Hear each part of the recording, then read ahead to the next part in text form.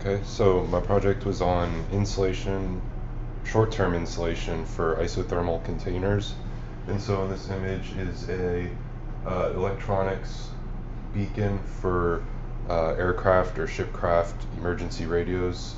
They're typically used for the military, so soldiers are usually equipped with an emergency radio whenever they go on a flight or go on a long-term uh, ship, ocean expenditure or whatever. And so if they're suddenly dropped into the water or something, emergency landing from a plane, these radios, the electronics can be exposed to really sudden temperature changes, and so they need to be able to withstand a quick temperature drop. And so for the problem statement, this image is an overall simplified image of the application. From the image, it was kind of an egg-shaped beacon container, and so the insulation would wrap around that. It has a specified wall thickness, and the temperature drop was specified to be minus 30 degrees Celsius. So the function is to obviously provide short-term insulation. The wall thickness can't exceed 20 millimeters. There's a temperature drop of 30 degrees Celsius. And then you want to maximize the time before a significant temperature changes inside the electronics beacon. And so then our free variable is the choice of material.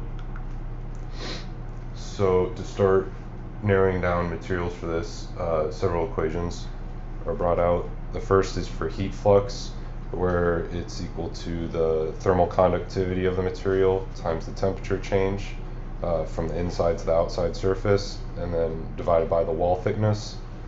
Thermal diffusivity is defined as the conductivity over the material density times the specific heat capacity of the of the material.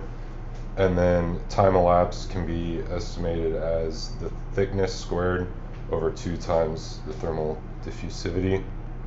And so typically, if you think about insulation, foams are the first material that always comes into mind.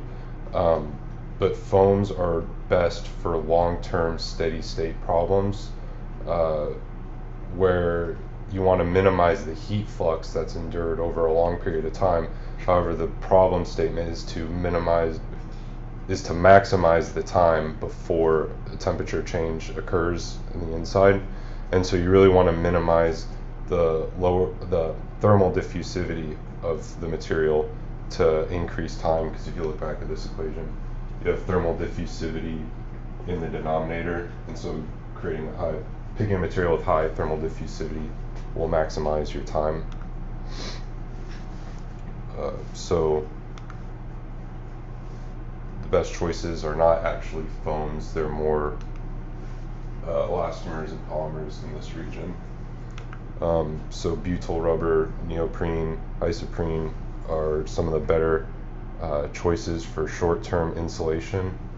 And I didn't provide a calculation on here, but if you look at like butyl rubber or something around here, it's about 5 times 10 to the negative 8 meters squared per second.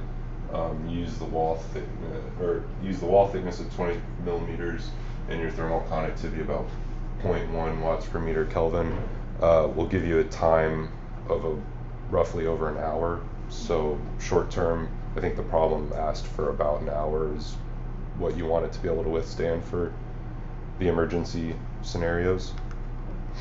And so then going down the list, foams get worse as a choice, and this is really because foams have such a little amount of mass that their specific heats are very small, so that makes them a much less preferred choice for short-term insulation. For long-term exposure, they're a little bit better.